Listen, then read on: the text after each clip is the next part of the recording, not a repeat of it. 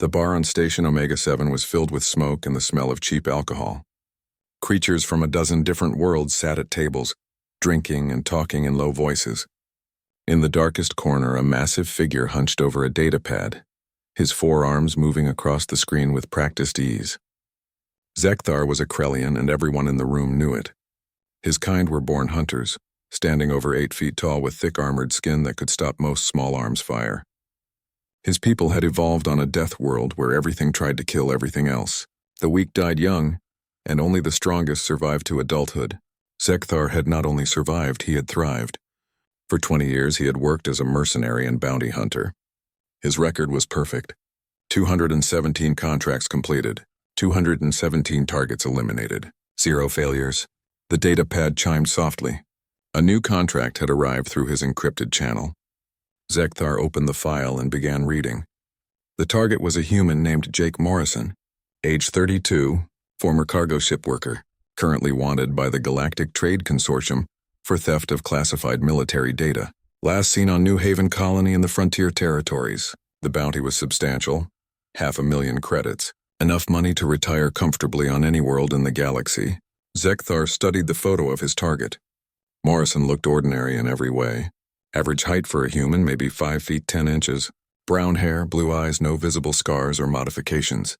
The file listed no military service, no combat training, no special skills. Just another scared human who had stolen something valuable and was now running for his life. The Krellian had hunted humans before. They were soft creatures, weak and slow compared to most species in the galaxy. Their bones broke easily.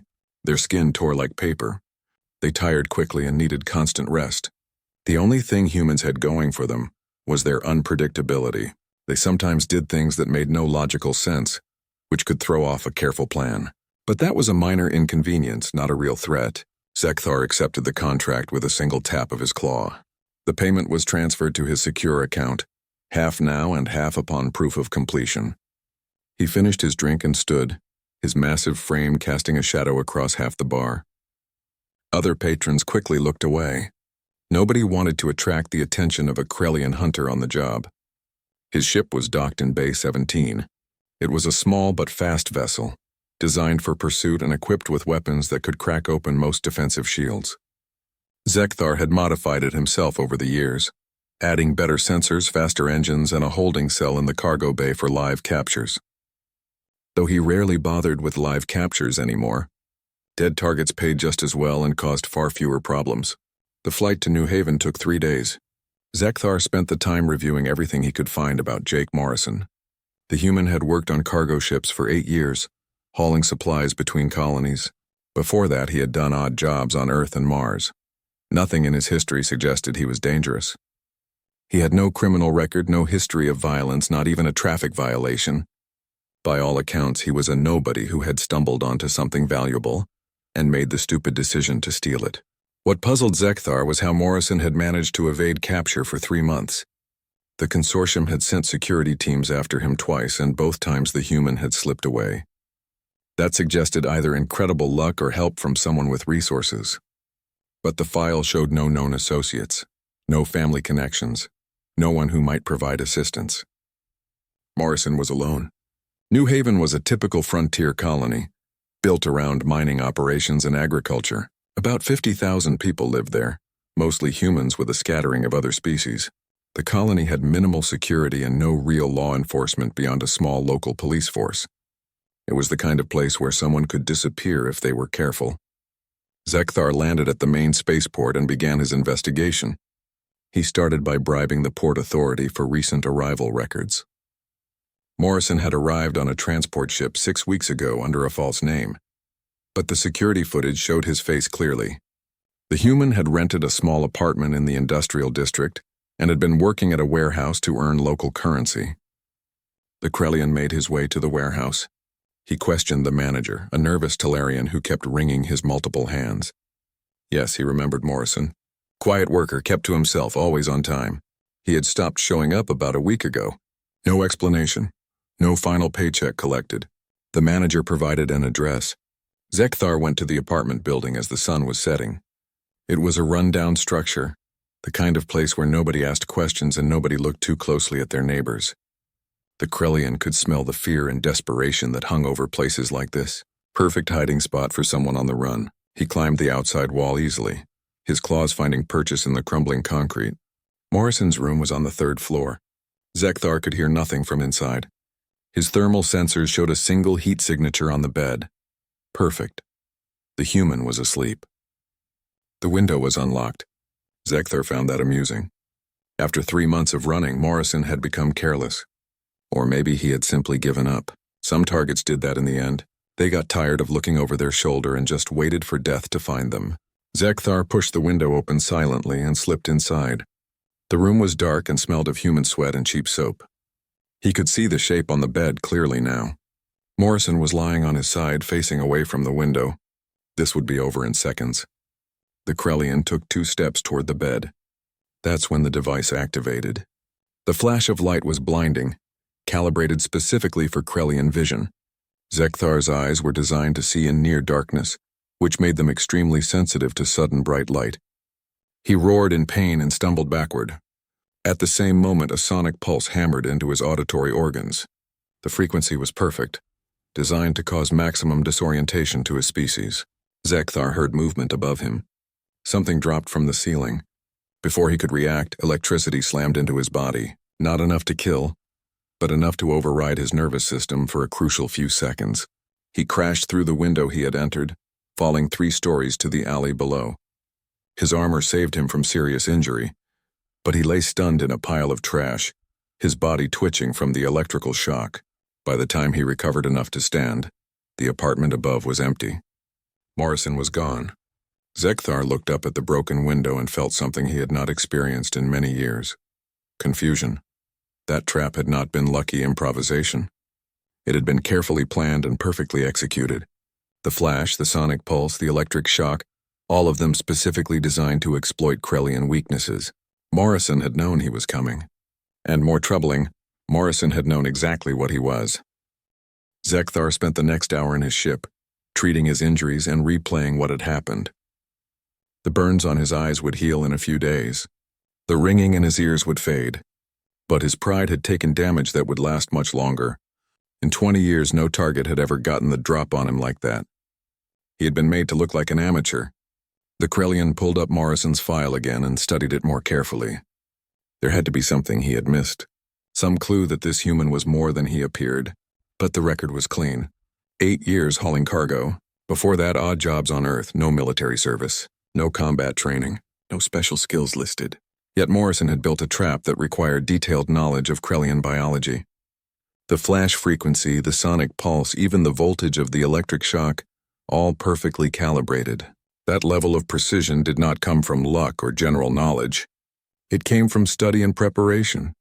Zekthar accessed the colonial network and began searching for Morrison's recent activity. The human had used local terminals at a library, always careful to cover his tracks but not quite careful enough. The Krellian's decryption programs broke through the simple security and revealed Morrison's search history. Medical texts on Krellian physiology, engineering manuals for building sonic devices, suppliers of electrical components. Morrison had been preparing for this encounter for weeks.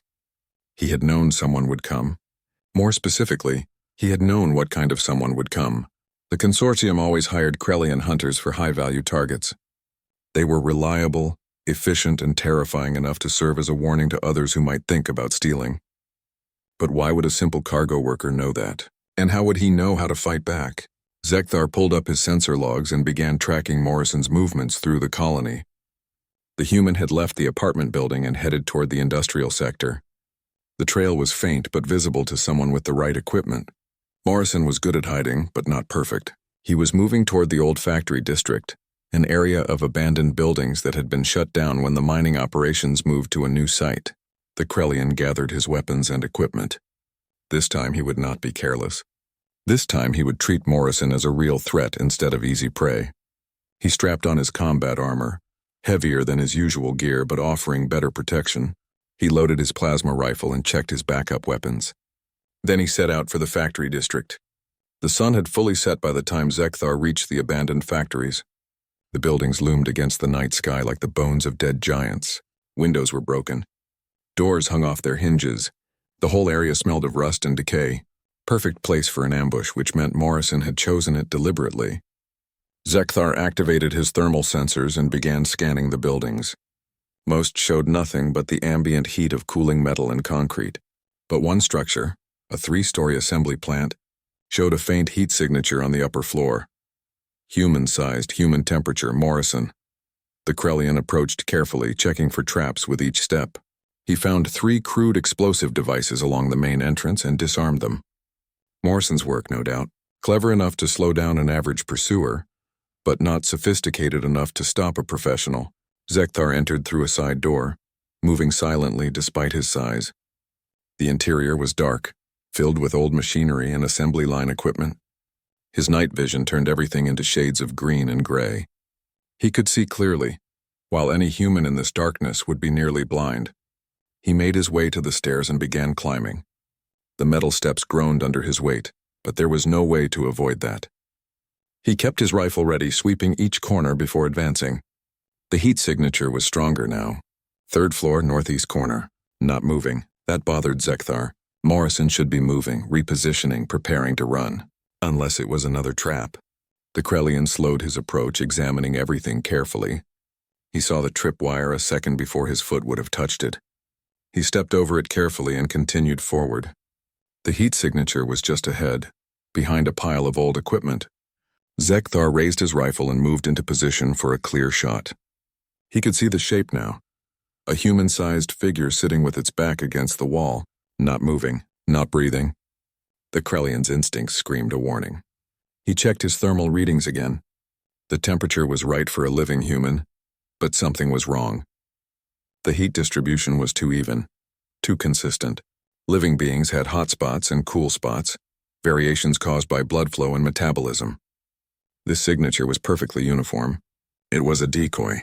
Zekthar spun around, bringing his rifle up, but he was a half-second too slow. The explosives detonated in a chain reaction across the ceiling. Not enough to bring down the whole building, but enough to drop several tons of concrete and steel beams right where he was standing. The Krellian tried to dive clear, but the debris caught him. His armor saved his life, but he went down hard, pinned under a beam that would have crushed most species flat. He roared in pain and fury, his forearms struggling to lever the weight off his body. That's when he heard the voice, human, male, coming from speakers hidden around the room.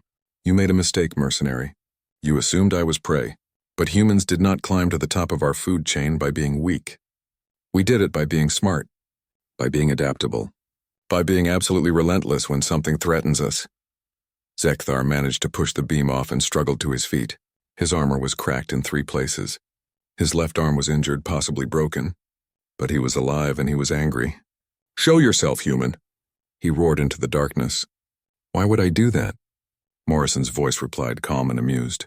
"You are bigger than me, stronger than me, faster than me, better armed than me. The only way I win this fight is by not fighting fair, and humans gave up on fighting fair about 50,000 years ago." There was a hissing sound. Zekthar looked down and saw liquid seeping across the floor. Chemical smell. Industrial solvent. Not immediately dangerous, but his damaged armor would not hold up to prolonged exposure. The liquid would eat through eventually and start on his skin. The Krellian ran for the stairs, but the floor was already slick with the solvent. His feet went out from under him and he crashed down hard. More of his armor cracked. The chemical was spreading fast, coming from multiple points. Morrison had prepared this in advance with pipes and pumps positioned throughout the building. Zekthar scrambled to his feet and made it to the stairwell. He half ran, half fell down 3 flights, bursting out of the building into the cool night air. He kept running until he was clear of the factory, then stopped to assess the damage. His armor was ruined. The solvent had eaten through in a dozen places. His weapons were fouled with the chemical. His body ached from the impacts and falls. But what hurt most was his pride. Again. Morrison had made him look like a fool. Again. The human had been nowhere near that building. The decoy, the explosives, the chemical trap, all of it had been prepared in advance and triggered remotely. Morrison had predicted exactly how Zekthar would approach and had exploited every step. The Krellian limped back toward his ship. He needed to treat his injuries. He needed to repair his armor. And most importantly, he needed to figure out who Jake Morrison really was, because the person who had just outmaneuvered him twice was not a cargo worker with no combat training. That person was a professional, someone who understood hunting and being hunted, someone who had been waiting for Zekthar to come, and that changed everything. Back in his ship, Zekthar worked through the night. He stripped off his damaged armor and treated the chemical burns on his skin. The solvent Morrison had used was not meant to kill, just to cause pain and force a retreat. That told the Krellian something important. Morrison could have rigged those buildings with real explosives, the kind that would have killed even through Krellian armor. Instead, he had chosen weapons that hurt and humiliated but did not kill. Why, mercy? No. Morrison had already proved he was too smart for that. There had to be another reason. Maybe he wanted Zekthar alive for some purpose, or maybe he was trying to send a message. Either way, it suggested Morrison had a plan that went beyond simple survival. Zekthar accessed the consortium's secure database and entered his override codes. He had learned over the years that clients rarely told the complete truth about their targets. They provided just enough information to get the job done, but they held back details that might make the hunter ask uncomfortable questions. The Krellian wanted to see the full, unedited file on Jake Morrison. What he found made his blood run cold. The file had layers. The surface layer, the one he had been given, showed Morrison as a cargo worker. But deeper in the database, sealed behind multiple levels of encryption, was a different story. Jake Morrison had indeed worked on cargo ships, but only as cover for his real job. He had been an operative for the Human Defense Coalition, part of their intelligence division. His specialty was listed as asymmetric warfare and counter-alien tactics. For 12 years, Morrison had studied every major species in the galaxy. He had learned their strengths, their weaknesses, their psychology, their tactics. He had developed training programs teaching humans how to fight opponents who were physically superior. How to turn technology against them. How to exploit overconfidence. How to survive when everything said you should die. Morrison had retired from active duty 3 years ago, officially. But agents like that never really retired. They just went quiet until someone needed their skills again. And apparently Morrison had gotten bored enough to do something stupid. He had hacked into consortium files and stolen classified data about illegal weapons testing being done on human colonies, his people. So Morrison was not a thief looking to sell secrets. He was a whistleblower trying to expose a crime. And the consortium had done what they always did with inconvenient truth-tellers. They had labeled him a criminal and put a price on his head. Zekthar sat back in his chair and processed this information. Everything made sense now. Morrison had known the consortium would send hunters. He had known they would send someone good, probably a Krellian. He had studied Krellian tactics and biology years ago as part of his training. He had come to New Haven not to hide but to prepare. Every trap, every ambush, everything had been planned before Zekthar even accepted the contract. The Krellian was not hunting Morrison. Morrison was hunting him. A notification appeared on his screen. Incoming message routed through anonymous channels. Zekthar opened it cautiously, expecting some kind of virus or attack. Instead, he found a simple text message. By now you have found the real files. You know who I am. You know what I can do. And you know you are not getting paid enough for this. The consortium lied to you. I am not a thief. I am a soldier trying to stop them from killing my people. You have a choice, Zekthar. Walk away or I will stop playing defense and show you what humans can really do when we get serious. You have 12 hours to decide.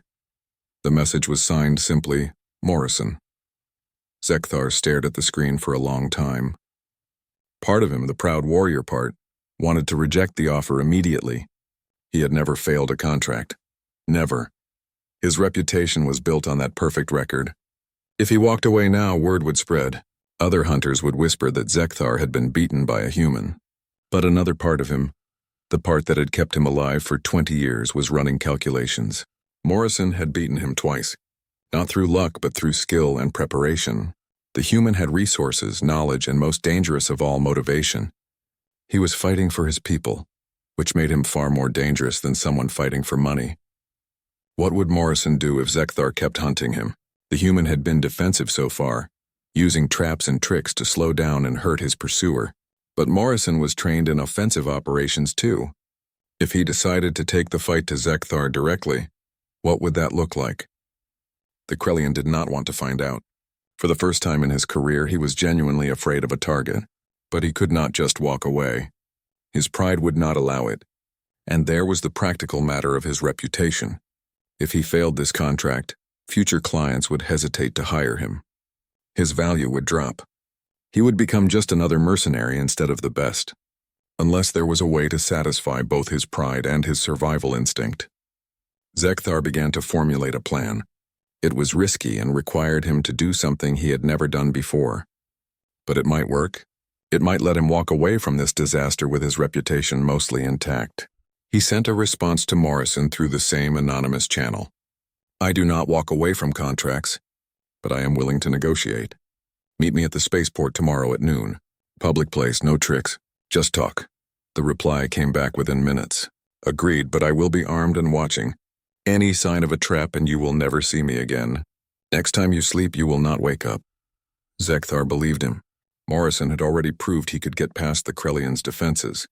If he decided to assassinate Zekthar instead of just warning him off, it would probably work. The next morning, Zekthar went to the spaceport early. He wore light armor and carried only a sidearm. He found a table in the open-air cafe and sat where he could be easily seen. Noon came and went. No sign of Morrison. Then the Krellians' comm device buzzed. Audio only. Morrison's voice came through. I am watching you right now. You have a rifle hidden in your ship, ready to fire if I show myself. Not very honorable for someone who wanted to talk. Zekthar cursed silently.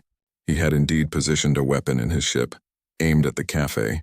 Just insurance in case Morrison tried something. But the human had spotted it, probably with sensors or drones. The rifle is gone now, Morrison continued. I disabled it 5 minutes ago, along with your ship's weapons systems and engines. You are not going anywhere until I decide to let you. Now here is what is going to happen. You are going to report back to the consortium that I died. Factory explosion. Body too damaged to recover. You are going to take your payment and leave, and you are going to upload the files I stole to every major news network in the galaxy.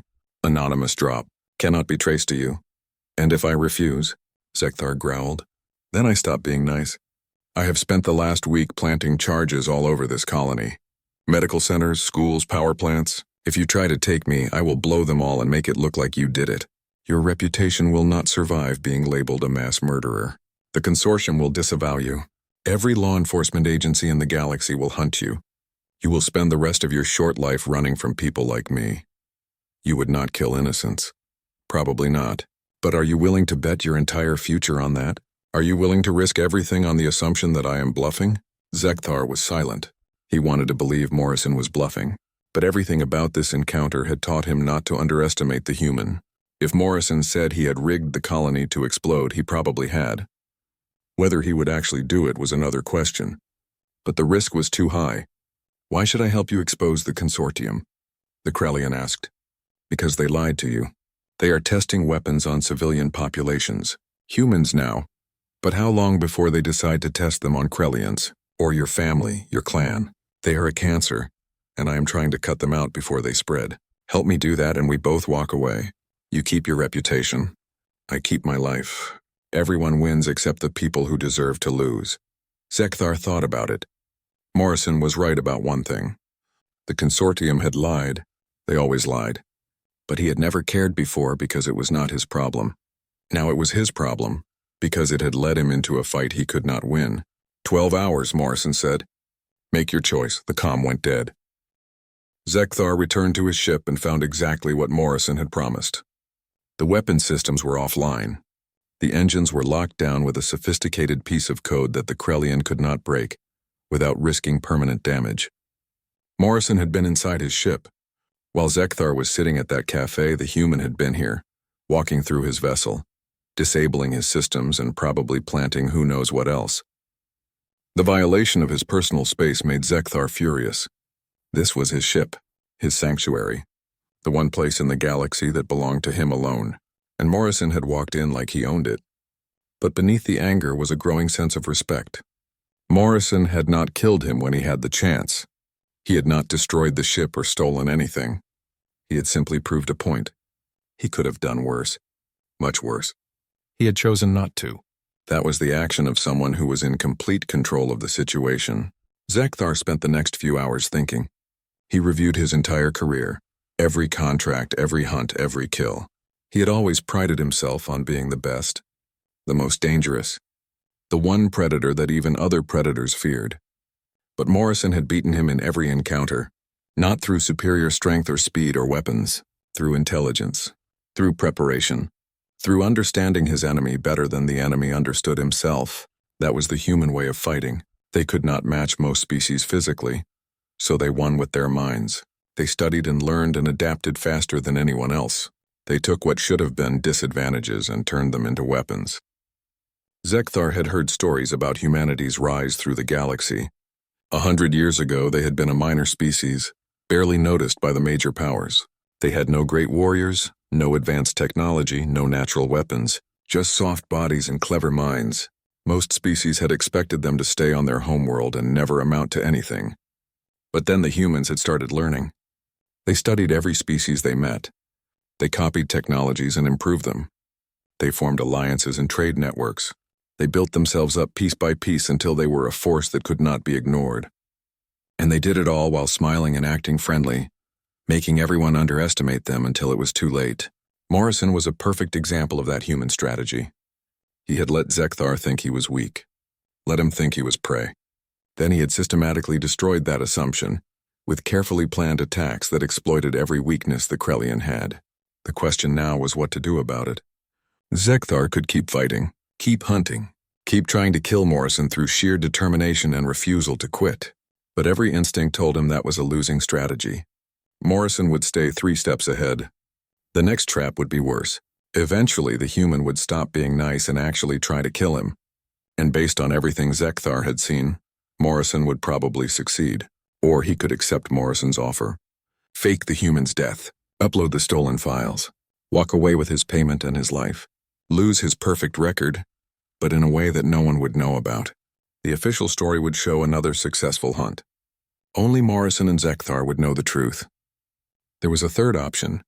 He could go to the consortium and tell them everything. Warn them that Morrison was not some random thief but a trained operative who knew how to fight. Let them send a whole team of hunters instead of just one. They would probably succeed through sheer numbers, even if Morrison was as good as Zekthar now believed. But that option felt wrong. The consortium had lied to him. They had sent him after a decorated veteran and pretended he was a nobody. They had risked his life because they did not want to admit what Morrison had really found. That their illegal weapons tests were killing innocent people. Zekthar was a hunter and a killer, but he had his own code. He did not kill children. He did not target medical facilities or food supplies. He fought other warriors, other hunters, other criminals. He did not involve innocents. The consortium had no such code. They would kill anyone if it protected their profits. The Krellian made his decision. He spent 2 hours carefully composing a report to the consortium. He described tracking Morrison to the factory district. He described a chase through the old buildings. He described a massive explosion that brought down one of the structures. He described searching the rubble and finding biological remains that matched Morrison's genetic profile. He attached falsified sensor data, showing the explosion and its aftermath. The report was good. Detailed enough to be believable, but not so detailed that anyone would look too closely. The consortium wanted Morrison dead. They would accept this report because it gave them what they wanted. Zekthar sent the report and waited. 3 hours later, the second half of his payment arrived in his account. Contract fulfilled. Target eliminated. Another successful hunt for his record. Then he did the hard part. He accessed the files that Morrison had stolen from the consortium database. Evidence of weapons testing on human colonies. Experimental bioweapons and chemical agents. Casualty reports showing hundreds dead. Children, families, entire settlements poisoned to test how effective the weapons were. Zekthar felt sick. He had killed many beings in his career, but always for a reason. Never like this. Never just to see what would happen. The consortium was worse than any criminal organization he had ever encountered. They were monsters hiding behind a veneer of respectability. He uploaded the files to 20 different news networks across the galaxy. Major outlets, minor blogs, everything. He routed it through so many anonymous servers that no one would ever trace it back to him. Within an hour, the story was breaking everywhere. Consortium exposed. Illegal weapons testing on civilian populations. The evidence was overwhelming. The consortium could not deny it. Within days, investigations were launched. Criminal charges were filed. The organization's leaders went into hiding. Their stock price collapsed. It was a scandal that would destroy them. And somewhere on New Haven, Morrison was watching it all unfold.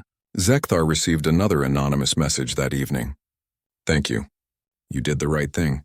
Your ship's systems are back online. You can leave whenever you want. I hope you understand now why I could not let you kill me. This was bigger than both of us. The Krellian typed a reply. I understand. You are a better hunter than I am. You proved it. But I have one question. If I had not agreed to help you, would you really have blown up the colony? The response came back quickly. I never planted any explosives. I was bluffing. But you believed me because humans have a reputation for being crazy enough to do anything when cornered.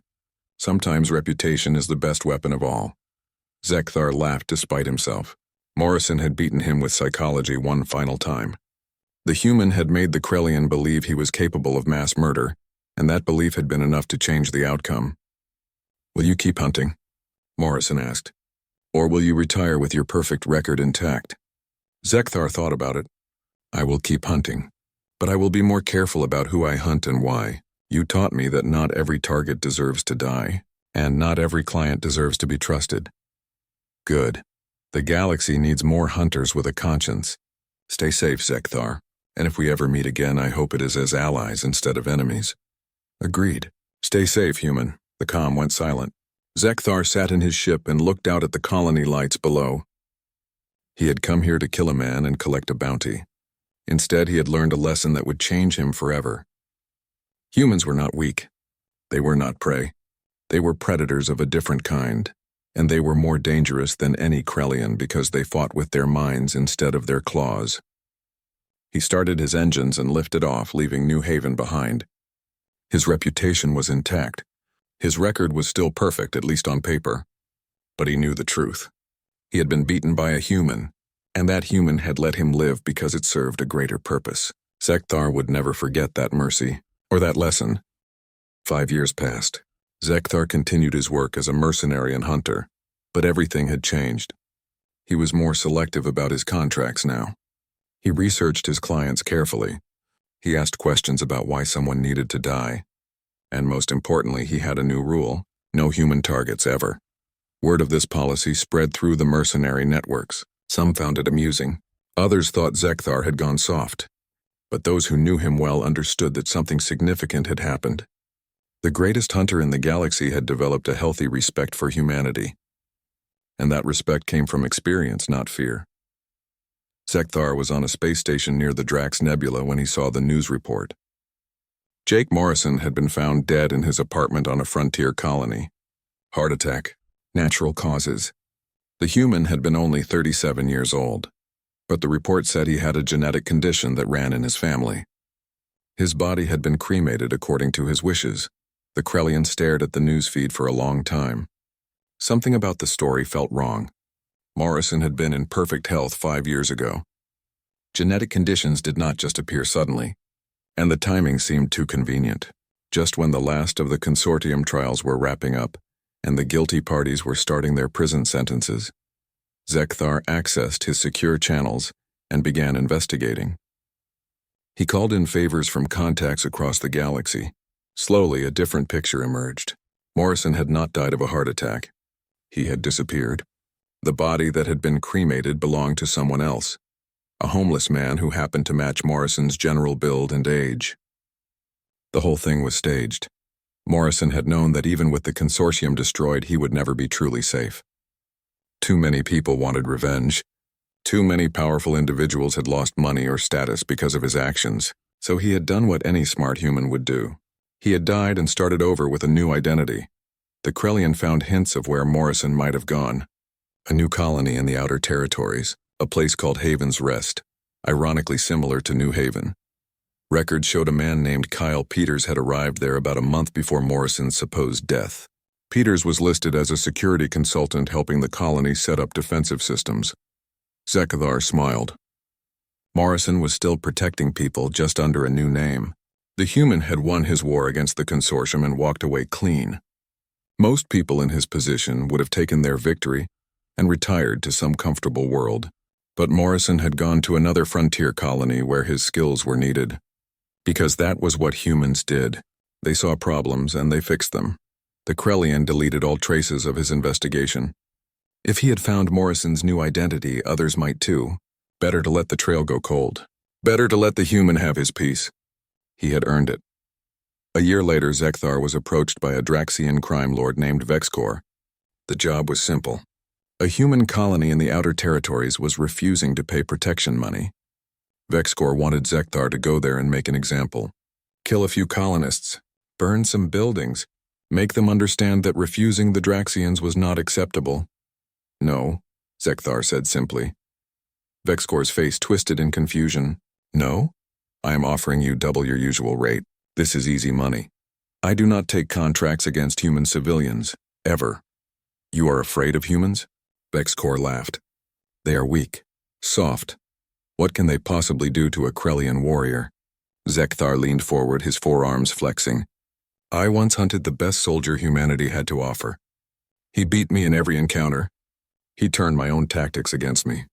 He got inside my ship while I sat and waited for him. He made me question everything I thought I knew about hunting and being hunted. And at the end, when he could have killed me, he let me live because he had a bigger mission. That human taught me that strength is not just about muscles and claws. It is about mind and will and refusing to quit no matter how bad things look. One human beat you? I do not believe it. Believe what you want. But I will not take your contract. Find someone else to terrorize colonists. It will not be me. Vexcor left angry, but Zekthar did not care. His reputation could survive turning down jobs. What it could not survive was another encounter with a human who was smarter than him. And he had learned that any human pushed far enough could become dangerous. Especially humans protecting their homes and families. 2 months later, Zekthar heard that Vexcor had sent a different mercenary team to Haven's Rest. They had landed, made threats, and started shooting. The colony's defensive systems had activated immediately, far more sophisticated than anyone expected. The mercenaries had been captured within hours. Security footage showed them being taken down by a combination of traps, drones, and precision shooting. The security consultant who designed those defenses was listed as Kyle Peters. Zekthar smiled. Morrison was still out there, still protecting people, still being the kind of human that made smart predators think twice. Years continued to pass. Zekthar's reputation grew despite his policy against human targets, or perhaps because of it. Clients learned that he could not be bullied or bribed into doing something he had decided against. That made him more valuable, not less.